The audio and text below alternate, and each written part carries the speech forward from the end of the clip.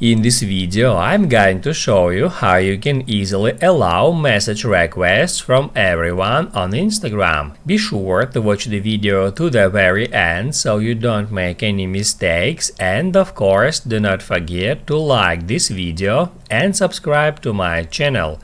Thanks guys!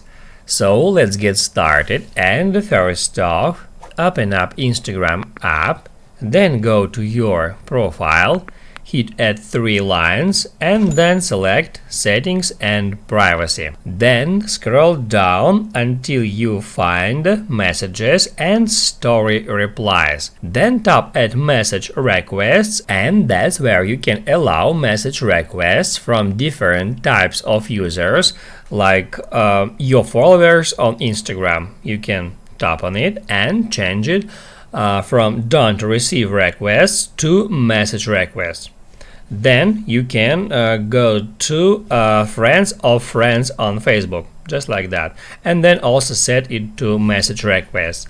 And in the same way you can get into each of that particular category and set it up as you like. Now you can write down in the comments below if you have any questions about the tutorial. Hit the like button if you like that video, and see you in the next one.